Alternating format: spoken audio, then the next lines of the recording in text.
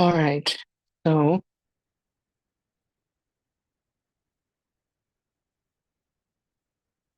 begin by just getting body and mind in the same place.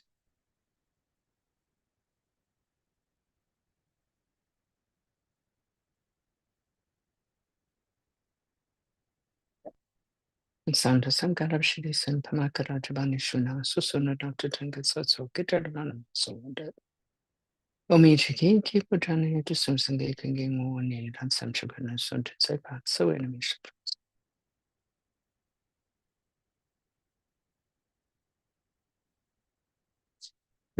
So, as always, we begin with our bodhicitta motivation.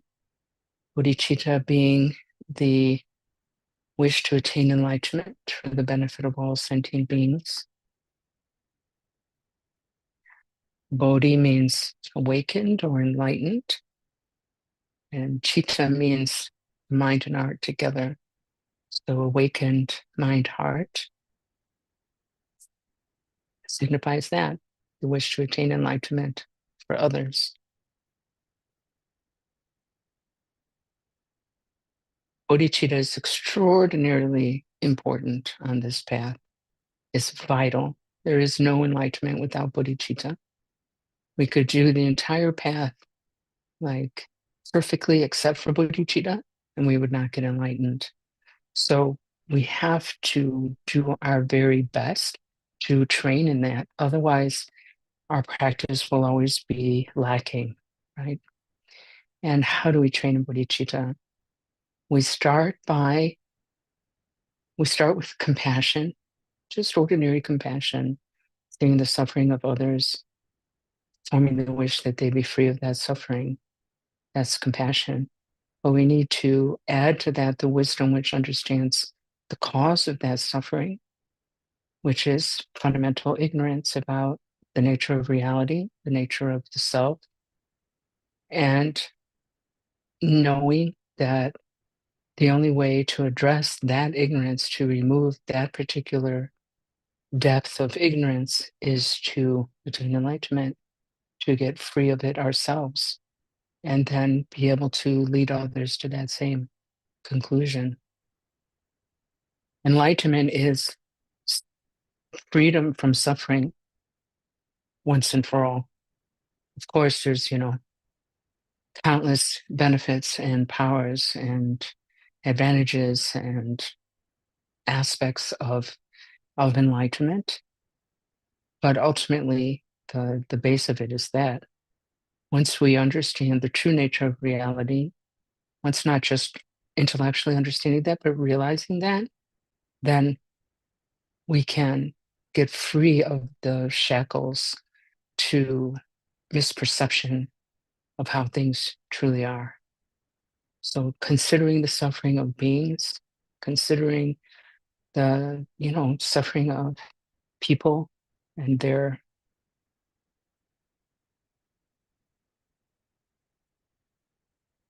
seemingly endless love of violence and greed and hatred and so forth, and all the suffering that they experience and perpetrate uh, because of those things. And thinking of animals most animals have no protector. Um, of course, if we have pets and we love our pets, that's different. But for the most part, animals are without protection. And every aspect of them, they suffer for the most part.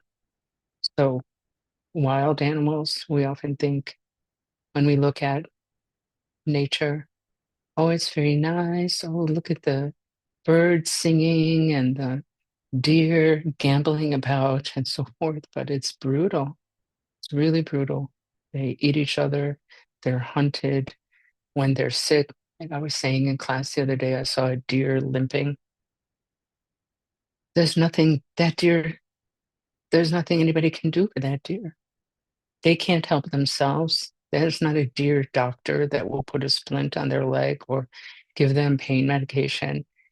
And you know, they can heal somehow naturally, but I saw her walking across the road and like her whole family or her whole like group had already passed and were were long gone, she couldn't even be with her people, or people in quotes. She couldn't be with her group. And it just made me want to cry, just thinking about that, um, what they have to go through. And I won't go more into that, but um, there's animals that are tested on or are silly beauty products and not so silly medicines, but they're really tortured. Really torture is not too strong of a word. And then, of course, animals that are tortured their whole life and then killed just so we could have a momentary sense of pleasure on our tongue. And even we might think, well, pets are safe, but they're not. We all know pets are abused often. So I don't know, I'm not here to try to depress anybody, but we have to think of these things if we're going to develop compassion and bodhicitta. We have to really face the suffering that's out there. So just think about all these beings, please, with compassion and form a strong wish that they attain enlightenment in this very life. Okay, so today we're going to talk about impermanence. So remember, we're going over the four mind changes. So just to remind you, so the four mind changes are sometimes called the four thoughts that turn the mind towards the Dharma. These are four contemplations that we do to get us to want to practice. So, like I said last week, we have to understand, like, we're not a bad person if we don't want to practice. Like, this is normal. This is completely normal. The Buddha talked about it from the get-go. There is an understanding that this is how people are. And so we need tools to get beyond that. And these four mind changes or four thoughts that turn the mind towards the Dharma is one of the most useful. So these four thoughts are precious human life, which we discussed last week, impermanence and death, which we're going to discuss today, law of cause and effect, otherwise known as karma, and the suffering of samsara. Okay. So as I said, today we're going to talk about impermanence and death. So we want to begin by just thinking about why we should even be interested in impermanence. Like, why did the Buddha even talk about that? And so much that he called the contemplation of impermanence the king of all practices. That's so interesting. The king of all practices. That's amazing. Why? You know, well, one reason is because at its root, understanding impermanence, not just, of course, like, it's not hard to understand impermanence. It's not exactly a high concept, okay? Everybody understands the word impermanence and what it means, but to realize impermanence, to really contemplate that, to, take it inside, to make it part of who we are, is something else entirely, okay? If we can do that even a little bit, we lessen our own suffering by doing that. It sounds like those two things maybe shouldn't connect, but they definitely connect. Okay. Um, so that's one, and I'll go more in detail as we go along. But um, so it helps to, so this sort of realizing impermanence, let's say, or contemplating impermanence, lessens our own suffering, and it's an incredible aid to understanding the true nature of reality. Okay, in Buddhist terminology, it's usually called emptiness, um, which is kind of a misleading term. The Sanskrit is shunyata, but anyway, this is kind of breaking up our clinging onto everything as solid. Okay, that's like the first step to understanding the illusory nature, the dreamlike nature of reality. So, uh, this is why, these are part of the reasons why the Buddha said that contemplation of impermanence is the king of all practices, right? It's huge, really. And it's not like, it's not like the Buddha discovered impermanence, right? And of course, it's obvious to everyone. Um, and it's not like you have to be Buddhist for things to be impermanent. Okay, it's just the way things are. It's the way things are. And so, like, there are times when the truth of impermanence, like, is very obvious, right? Like, we lose a loved one, for example. That's huge. That's huge. That's something that really, hits you in the face. Okay. Or when you reach 40, or in our case 60 or 70, right? And then, it's really something big. Or we attend our child's graduation, right? Then we see impermanence in this very obvious way, this very big way, right? But we rarely, if ever, notice impermanence, um, the way that, like, everything in our entire experience is impermanent and is changing day by day, right? We might see, like, a picture of ourselves from, 20 or 30 years ago and just be like, wow, it looked really different then. Okay. Um, but those big changes don't come overnight, right? Like, as our teacher likes to say, if there's change in a year, there's change in a month. If there's change in a month, there's change in a day, and so forth, in an hour, in a minute, in a second, in a millisecond. So it's these milliseconds and nanoseconds, right? That sort of piling one on top of the other, that makes this change, right? So it's happening every second, and our minds change faster, even faster than our body does, because there's not a physical basis there, right? So our body's actually changing minute by minute as cells die and are being, you know, formed, etc. And our mind is changing all the time too.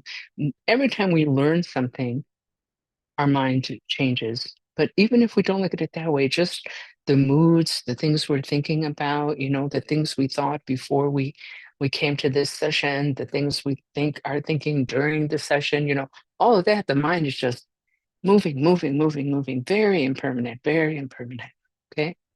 So, as I said earlier, like, understanding, like, realizing, not just understanding the nature of impermanence in our own bodies and minds, really helps to relieve our suffering. Yeah. We start to realize the wisdom of the Buddha and other great masters when they teach that we shouldn't be so attached to ourselves. Okay. We don't need to cling so hard to me, right? We are now, because me is in a constant state of flux. So this is like a bigger concept and more connected to understanding emptiness.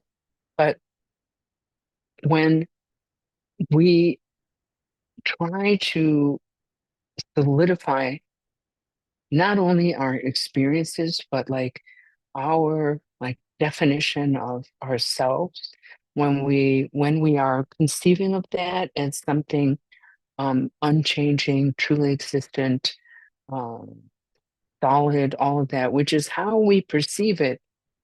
If we pay attention, we'll see that that's actually how we're seeing it. Um, it really causes us a lot of suffering. Yeah, we end up um, acting and speaking and thinking in negative ways because of that. We end up really boxed in because of that. Our whole experience is flattened if we do not understand impermanence in this deeper way. Yeah. It becomes something very narrow, very claustrophobic, very sort of like, there's this feeling of, like, predetermination. Yeah. Whereas if we are really contemplating impermanence, trying to bring that sort of realization into our daily life, we just have so much more freedom, really freedom from, you know, suffering, freedom from um, um, freedom from feeling like tied down, like pardon me.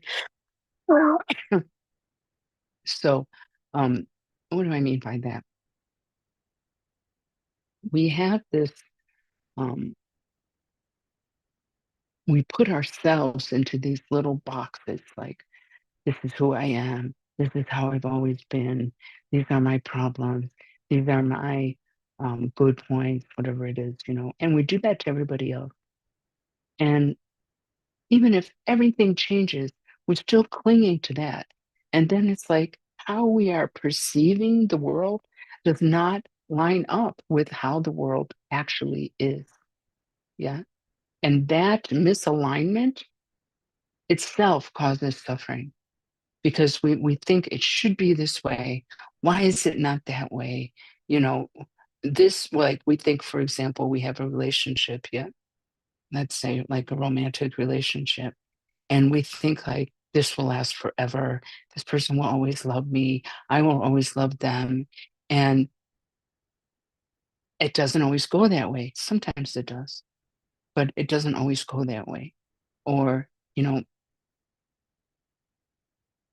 we can find a lot of examples like that where we expect things to be permanent or we want them to be permanent. It's one of those two. Yeah. We expect it or we want it. When we expect things to be permanent, it's usually things like relationships, um, democracy, um, you know, uh, um, uh, our pets, our home. You think about like the fires in California recently, for example. You know, Nobody expects that, right? We expect our home to be there and in the condition that we left it. Or, we have in our minds, I will live here until I retire or whatever, right? We never know. That's all impermanent. Anyway, I can talk about that for too long. So when um, the Buddha taught the first thing the Buddha taught was the Four Noble Truths, right. So there's the first is the truth of suffering or unsatisfactoriness, or yes, dukkha, in Pali. The second is the cause of suffering. The third is the cessation of suffering, and the fourth is the path that leads to the cessation of suffering. Okay, we're just going to talk about the first one. So the truth of suffering. So the truth of suffering is enumerated into sort of a few subcategories, one of which is called the suffering of change. Okay. So the suffering of change is like twofold. First, we can't hold on to things, right? They always change. So the beautiful sunset fades into night, the flower wilts. I always think about this. Those beautiful like videos that they show of a bud of a flower and then it opens up like that. You can see it in one. They always stop when it's full. And it always cracks me up. I'm like, no, you should continue that video. So it's a bud and then it opens up and then it just completely wilts and dies. Like, we should see that whole process. Now you'll see it now when you're watching stuff. You'll notice it just opens up and stops when it's very beautiful. We can't handle it. um so everything changes, right? So everything that we enjoy eventually disappears. That's the first aspect of the suffering of change. The second is that any pleasant experience that we have, anything that we enjoy doing, eventually, if we don't stop, right, if we just continuously do that thing, it turns into suffering. Now, I understand this sounds very pessimistic, right? But it's not about pessimism, it's just about being realistic. Okay. So sometimes people think that Buddhism is pessimistic, okay, because we talk about suffering a lot. But why we talk about suffering so much is because the whole point is to get out of it. If we're going to get out of suffering, going to be free of suffering, then we need to know what it actually is. What is the cause of suffering? And what is the solution pardon me, to get out of suffering, right? So we have to know like what we're dealing with, okay? So the first one's easy to understand, right? Like I was saying, that you know, summer becomes winter, and or sunsets become night, relationships fade, all this kind of thing. The second one might not be so obvious. So any sort of pleasant uh, experience we have, if we do it long enough, eventually turns into suffering. Okay, that sounds terrible. It sounds so bad, but it's worth paying attention to. Let me give you the example, and then I'll tell you why it's worth paying attention to. Okay, so take anything. Just think of anything that you find pleasurable. Okay, it could be anything, whether it's drinking a glass of water or walking in the park or, I don't know, petting your dog or taking a bath or eating a donut, whatever it is. Oh, maybe I could take a bath while eating a donut and petting my dog. That sounds great. Okay. If you do those things long enough, they become unpleasant. Yeah. So if you find hiking pleasant, for example, and you want to, hike up into the hills, or you just want to walk in the woods or whatever it is, it's great. It's great. Temporarily, it's great. It's pleasant. But if someone just came up to you behind you with a gun and was like, you're not allowed to stop walking, well, it becomes unpleasant very quickly, right? If you are, um, I don't know, if you are um, taking a bath, eventually you want to get out of there. Eventually that becomes unpleasant. And really, any experience you can think of, you would just take it that extra step. What if I couldn't stop doing this? Would it turn into suffering? So these are things you have to check for yourself. It's really worthwhile checking for yourself. Anyway, so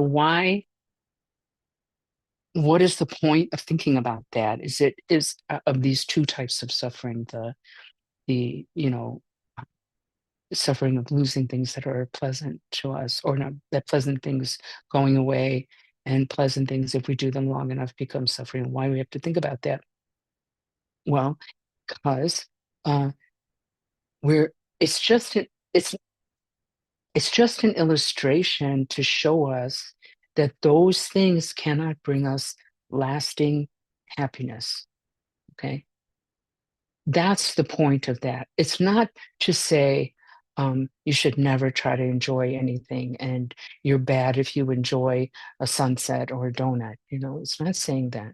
Okay, it's just saying we. It's pointing out that like we're always looking in the wrong place for happiness, for lasting happiness. Like the Buddha acknowledges, yes, you can definitely get temporary pleasure from these things. So there's no problem with trying to experience these things, or making your life better, or enjoying flowers or whatever. There's nothing wrong with that. The problem is if we always, or mostly always, make the mistake of thinking those things will bring us lasting happiness. If those things, so that second one about if you do something pleasant long enough, it turns into suffering, that's specifically showing that point. If, let's say, I don't know, taking a bath could bring you lasting happiness, you would only need to do that once and you would be happy forever. You would only ever need to have one chocolate malt, or one uh, glass of water, or or what have you. Yeah. If that was going to bring you lasting happiness, you would only have to do it once. You would always be happy. So it's just saying, look at these things, because you have to understand that they will not bring you lasting happiness. Okay. They can only bring temporary happiness. So where does lasting happiness come from? Really, it comes from attaining enlightenment, which, of course, is a tall order. I get that. But any sort of progress that we make on this path for deepening our compassion, deepening our bodhicitta, deepening our wisdom, understanding the nature of reality, is many steps towards that goal of, lasting happiness, right? So,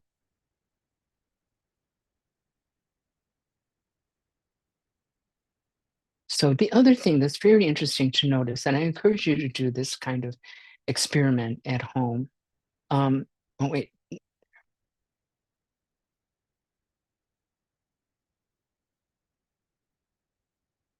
yes. So before I go on to my next point, I just want to bring up what Daryl's saying here. I don't know what he means by revolting, but he says, I guess understanding impermanence can help face suffering without being overwhelmed. That's true. And that's another point that I was going to bring up later. And then illness makes self-demanding, yes. So anybody who suffers from chronic pain um, knows this particular truth very well. So, but we can use our pain, and maybe we can discuss that at some point in the future. And you can always remind me, Daryl. We have to go through these four thoughts first, but that can be something we talk about again. It's just how to use our pain. But there's a way to use our pain, to use our suffering, to take our suffering on the path. Yeah, even when this strong physical pain sort of can make us feel a little shut down, right? So just to go back here, um, so a lot of times when we're experiencing something pleasurable, whether it's one of these simple pleasures like you know walking in the woods or whatever, or whether it's more complex things like a relationship. Um, if we expect that to be permanent and we want that to be permanent, we're going to suffer more than if we realize that it's impermanent. And so, if we realize that it's impermanent, let's take a relationship, okay? So, if we realize in the midst of that relationship, good relationship I'm talking about, yeah, that it's impermanent, then we can really appreciate it more and be happier than if we are expecting it to be permanent, right? One of the things that we often like mistakes that we make in a relationship is to try to like sort of like solidify that person, like we get threatened if they change or if they learn or if they develop in a way that we were not expecting, right? We have to be kind of open-handed with that. We can't be just grasping onto them and wanting to cover them with concrete and just be like never change because of our own security of that relationship changing.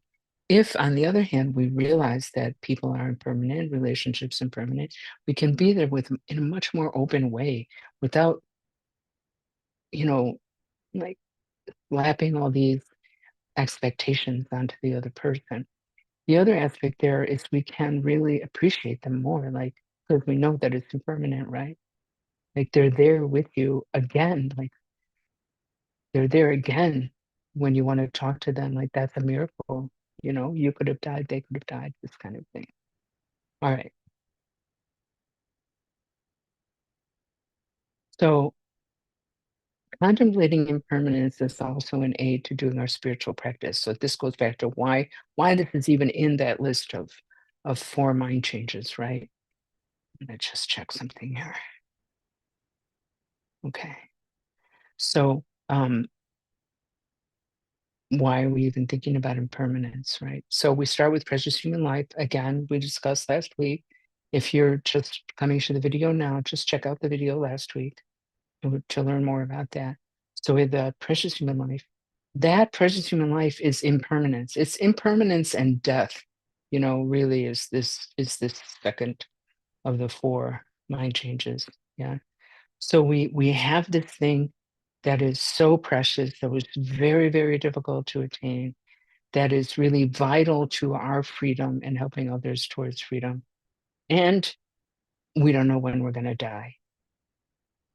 That is impermanence. And even like when we talked last week about what are the um, 8 freedoms and 10 advantages, like those can also change.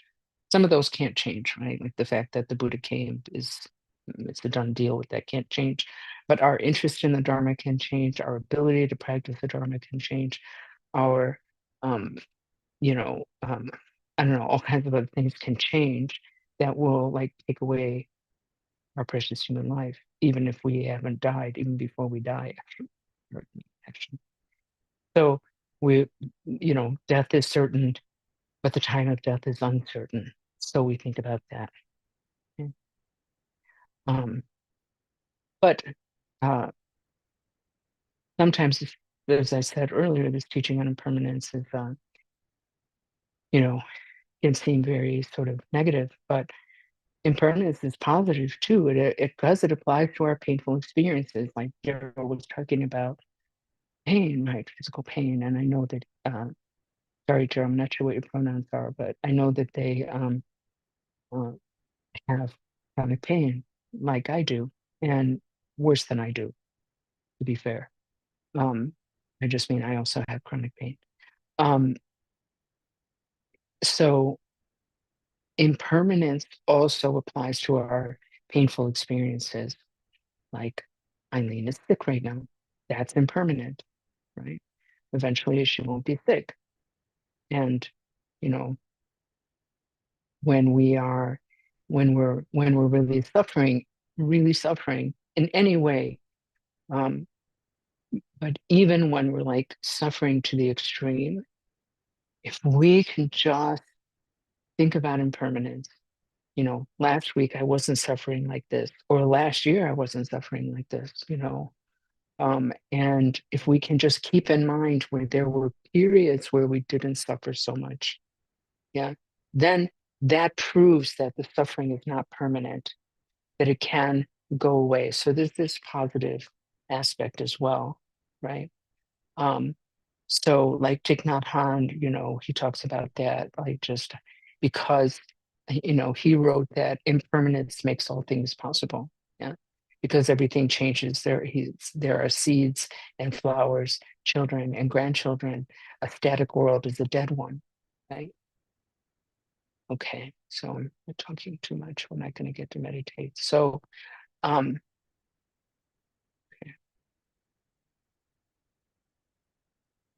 all right. So let's stop here and then we'll do a little bit of mindfulness of breathing practice. And then we will do a contemplation on impermanence. Okay.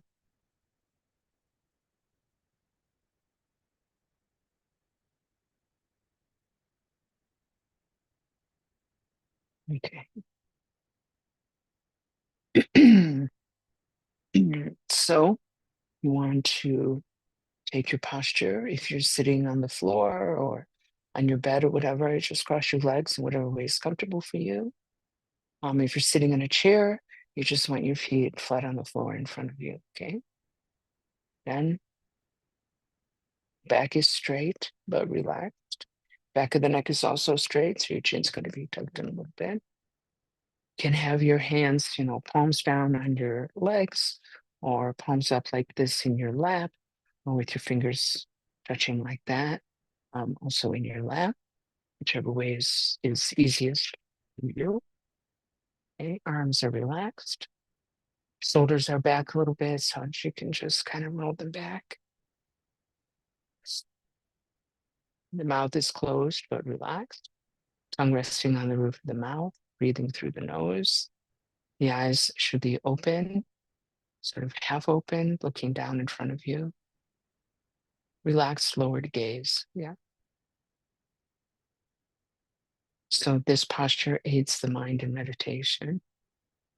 So how we do this practice, we take the posture I just described, and then we just bring your awareness to the sensation of the breath coming in and out of the nose. So you're going to just be focused here. Just take a moment to notice that.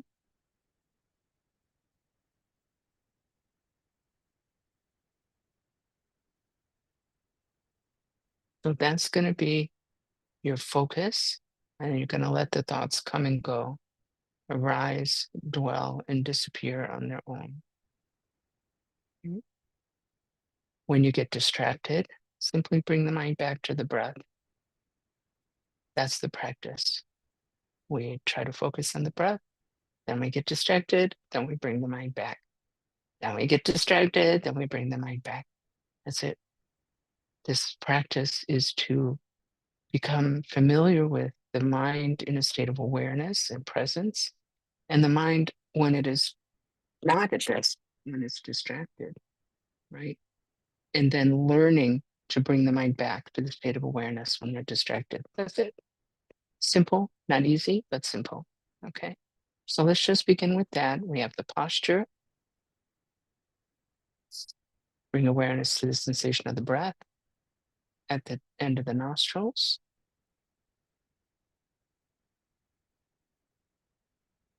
Allowing the thoughts to come and go without running after them. Oh, please begin that now.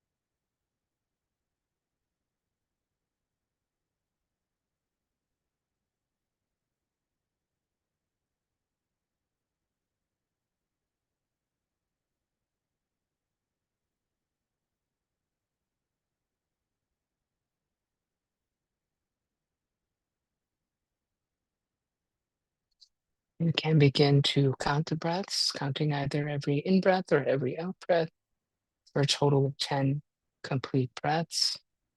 Counting helps us to realize more quickly when we've gotten distracted. So if you lose count, and as soon as you realize that, just bring the mind back and start again at 1. You get to 10 without losing count. Don't let that fact distract you. Just go back to 1 and start again. Okay? So please begin that now.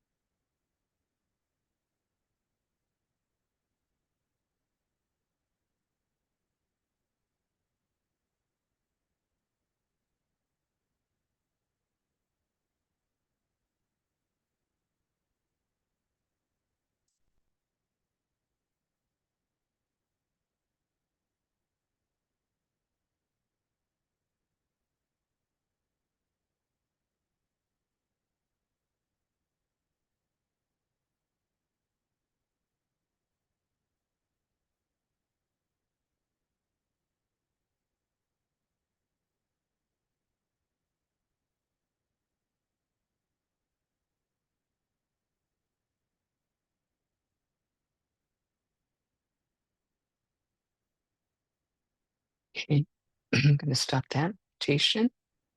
Still got to figure out how to make a sound on Zoom, but for a little bell. Anyway, now we're going to do contemplation on impermanence from this text. I don't know if you're seeing that right side or not, but anyway, on how to meditate. It's showing up backwards for me, but maybe it's showing up okay for you. I don't know. By Kathleen McDonald. So it's a really nice text with a lot of analytical meditation. So we're going to be taking from this text on the chapter on impermanence. First, sorry.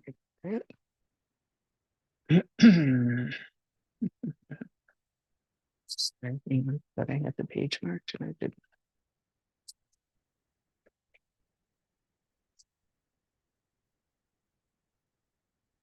Okay.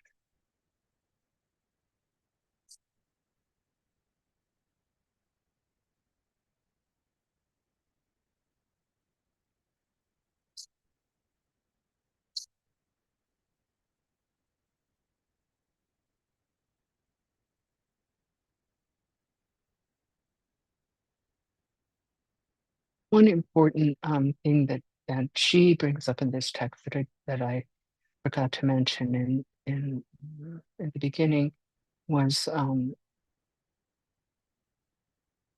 talking about the sort of positive aspect of impermanence. She says, we'll understand not only that change simply happens, but also that we can bring about change. We have the power to change what we are, to develop and transform our minds and lives. So that's a good point. All right, now for the practice. So we just meditated, so everybody's in that already relaxed state. If you would like to close your eyes for this practice, you can. It's a different kind of practice, but just try not to fall asleep. Okay, so begin by turning your awareness to your body. Think of its many different parts: arms and legs, head, skin, blood, bones, nerves, and muscles. Examine them one by one.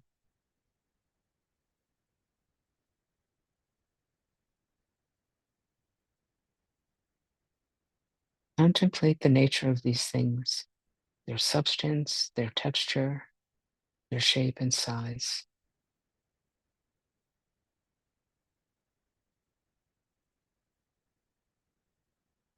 Be sensitive to the body at work, the movement that is occurring every moment, the ebb and flow of your breath, the beating of your heart, the flow of your blood,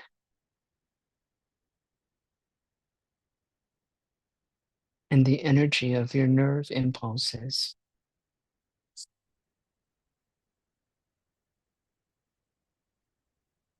Be aware of your body at the even more subtle level of its cellular structure, that it is entirely composed of living cells coming into existence, moving about, reproducing, dying, and disintegrating.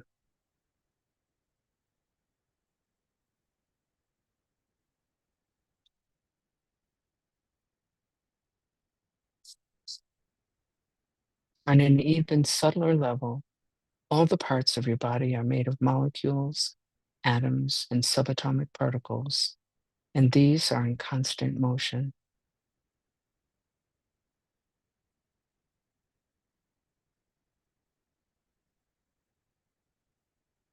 Try to really get a feeling for the change that is taking place every moment in your body.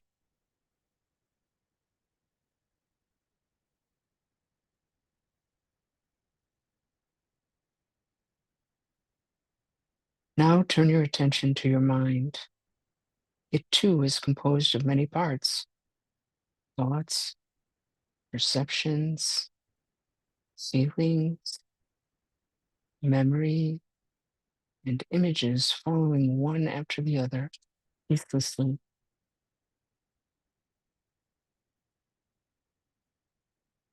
spend a moment simply observing the ever-changing flow of experiences in your mind, like someone looking out of a window into a busy street, watching the cars and pedestrians pass by. Don't cling to anything that you see in your mind. Don't judge or make comments. Just observe. Try to get a sense of the impermanent, ever-changing nature of your mind.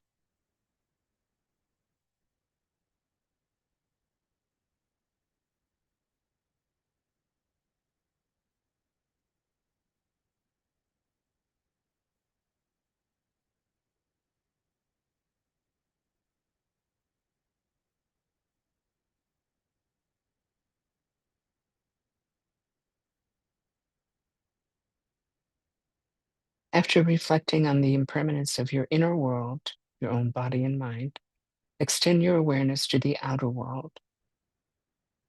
Think about your immediate surroundings, the cushion or chair that you're sitting on, floor, walls, windows, and ceilings of your room, the furniture and other objects in the room.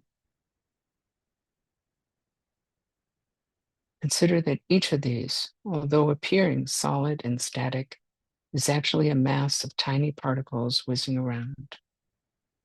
Stay with that experience for a while.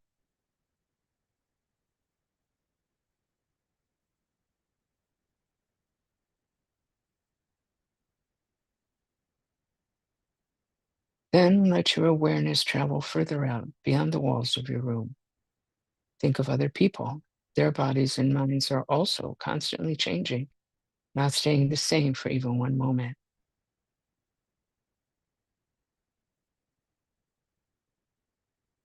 The same is true of all living beings, animals, birds, insects, changing every moment.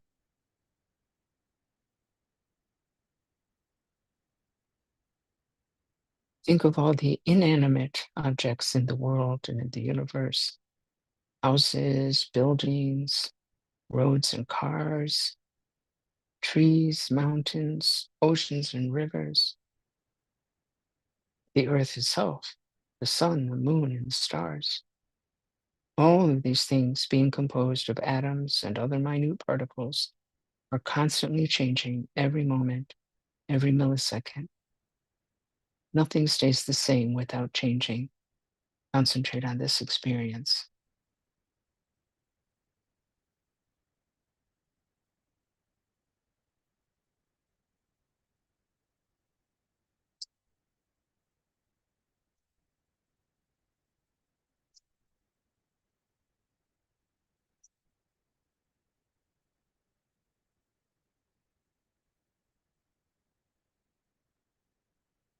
Conclude the meditation with the thought that it is unrealistic and self-defeating to cling to things as though they were permanent.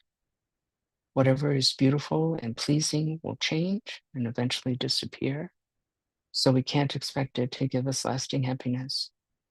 Also, whatever is unpleasant or disturbing won't last forever. It might even change for the better, so there's no need to be upset or to reject it. Dedicate your positive energy and insight to the happiness of all living beings.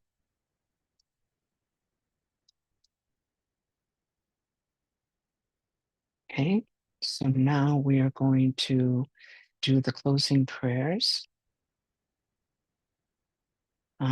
If you are on YouTube, you will find them in the description below. But just in case you haven't had time to do that, I will share with you something. Hold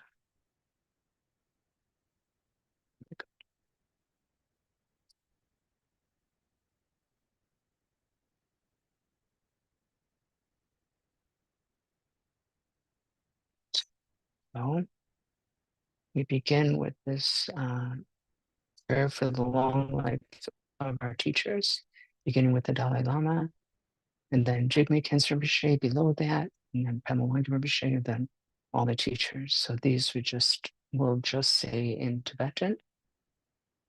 Anri wa wei po wei shinkan su pendan de wa la lu ju wen ni. Sinre si wan ten sing gen so yi. Sape ge ga ba tu ten gyu shi. Om swasti jigme kempe kalong yang paru. Kungab se chen se se kundawa. Nito dun sanam ke no bucho. Se che ga we shagin dan su so. Om swasti selan gyam so chinok tenjun ne. Unsin tak se gyu chu pema. Samsung nadre ga po ta tene. Lao chen ten de she ten ta ge shu. Lama gungam sampo suwa de. Shadu gu se ring wa suwa de. Tene ta shinge pa suwa de. Lama dandre wa me pa chingi lo. On this page, we will say the first prayer once in English, once in Tibetan, and the remaining just in English, and then we say the 100-syllable mantra. By this merit, may all attain omniscience, may defeat the enemy, wrongdoing. From the stormy waves of birth, old age, sickness, and death, from the ocean of cyclic existence, may I free all beings. Sonandi danche sepani, tone yepe janam panche shing. Egana chi balon chupai, sipe tsole doa doa shon. May bodhicitta, precious and sublime, arise where it has not yet come to be, and where it has arisen, may it never fail, but grow and flourish ever more and more. As long as space endures, as long as sentient beings remain, until then may it too remain and dispel the miseries of the world. Ever absorbed in the primordial awareness, appearance, sound, and perception in the state of divinity's mantras and dharmakaya, may I, inseparable from the practice of the profound and secret great yoga, attain within the essence of mind the state of one taste. Om Vajra Sattva Samaya Manupalaya Vajra Sattva Tenopa Tishta Trito Me Bhava Sutokayo Me Bhava Supokayo Me Bhava Anurakto Me Bhava So Asiri Me Prayatsa So Akarma Sutsa Me Sitam Shriyam Guru Ha ha ha ha ho Bhagawan Savatata Gata Vajramami Munsa Vajrivamo Samaya Sattva.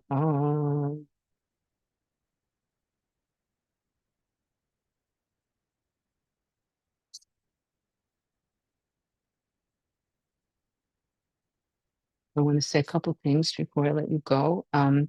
First of all, thank you so much for joining me this morning.